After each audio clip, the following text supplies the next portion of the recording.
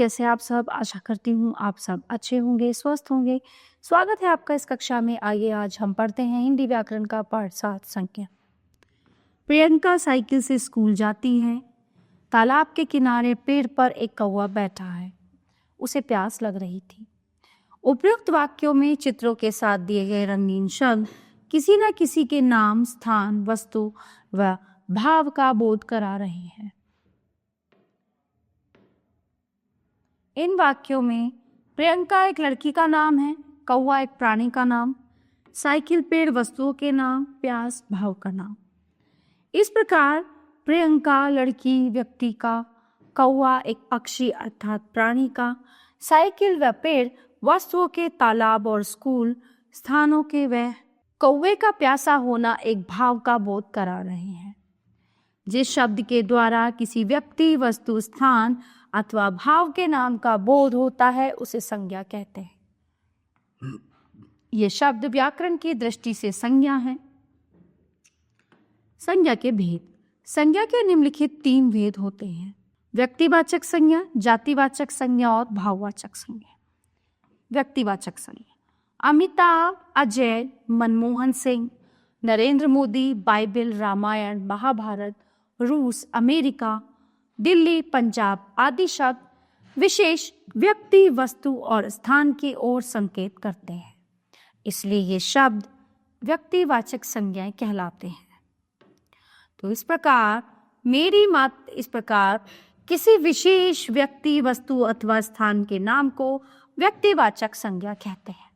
जैसे मेरी माताजी प्रतिदिन रामायण का पाठ करती हैं। कॉमनवेल्थ गेम्स दिल्ली में हुए। जातिवाचक संज्ञा: बच्चा, जानवर, नदी, बाजार, अध्यापक, गली, पहाड़, स्कूटर, खिड़की आदि शब्द एक ही प्रकार के प्राणी, वस्तु और स्थान का बोध कराते हैं, इसलिए शब्द जातिवाचक संज्ञाएं हैं। तो इस प्रकार बाजार में भी बहुत भीड़ है, 7वीं कक्षा में अध्यापक नहीं है। अगला है भाववाचक संज्ञा।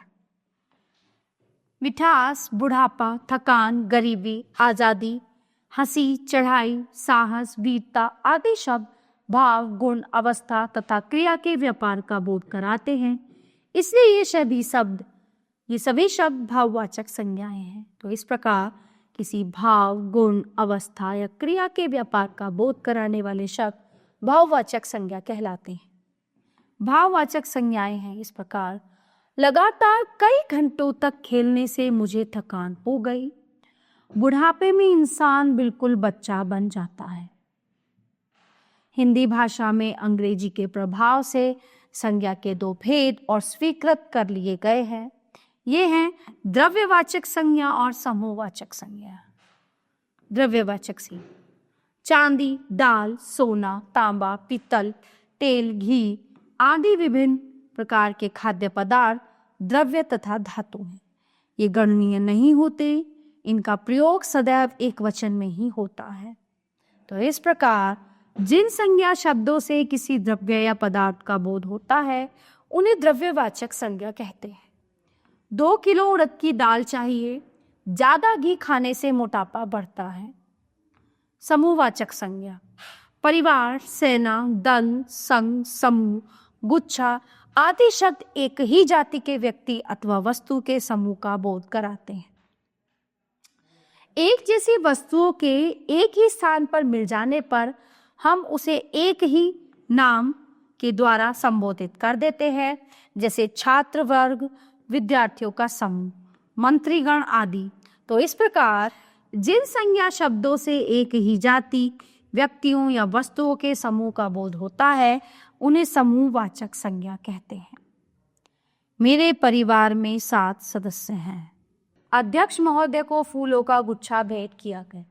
ध्यान दीजिए, भाववाचक संज्ञाएं सामान्यतः महसूस की जाती हैं और अगणनीय, जिन्हें गिना ना जा सके। इनका प्रयोग सदैव एक वचन में होता है।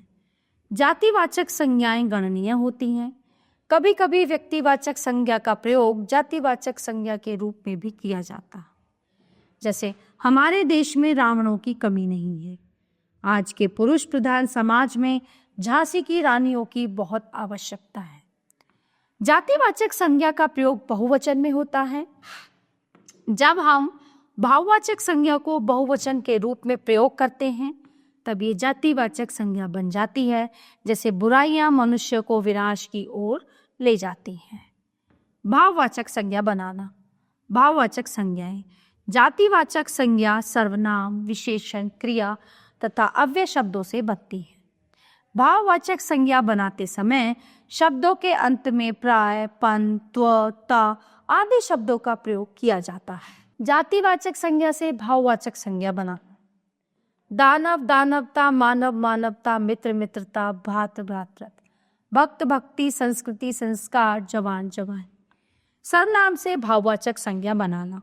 स्व स्वत्व, मम ममता, ममत्व, पराया परायापन, निज निजत्व, अपना अपनापन, आप आपहम। विशेषण से भाववाचक संज्ञा बनाना। खूबसूरत खूबसूरती, मीठा मिठास, पंडित पांडित्य, सफेद सफेदी, विद्वान विद्वता, मधुर मधुरता, आलसी आलस्य, सरल सम। क्रिया से भाववाचक संज्ञा बनाना। उतरना उतराई, पढ़ना पढ़ाई, चलना चाल, मिलना मिलावट, पीटना पिटाई, कमाना कमाई। अव्यय से भाववाचक संज्ञा बनाना। दिक धिक्कार, समीप समीपता, शीघ्र शीघ्रता, निकट निकटता। इस पाठ में हमने क्या पढ़ा? संसार में सजीव अथवा निर्जीव सभी वस्तुओं का नाम अवश्य होता है। यही नाम संज्ञा कहलाता है। संज्ञा के मुख्य रूप से निम्नलिखित 3 भेद होते हैं: व्यक्तिवाचक संज्ञा, जातिवाचक, भाववाचक। भाववाचक संज्ञाएं सामान्यतः अगणनीय होती हैं। इन्हें केवल महसूस किया जा सकता है। भाववाचक संज्ञा का प्रयोग सदैव एक वचन में होता है। जातिवाचक संज्ञाएं गणनीय होती हैं। कभी कभी व्यक्तिवाचक संज्ञा का प्रयोग जातिवाचक संज्ञा के रूप में भी किया जाता है। जातिवाचक संज्ञा का प्रयोग बहुवचन में होता है। भाववाचक संज्ञा का प्रयोग बहुवचन में करने पर वो जातिवाचक संज्ञा बन जाती है।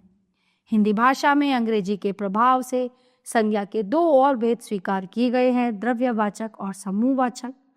भाववाचक संज्ञाएं जातिवाचक संज्ञा सर्वनाम, विशेषण, क्रिया तथा अव्यय से बनती है। तो प्यारे बच्चों, ये पाठ यहीं पर समाप्त होता है। आशा करती हूँ आपको अच्छे से समझ आया होगा। मिलते हैं अगली कक्षा में। धन्यवाद।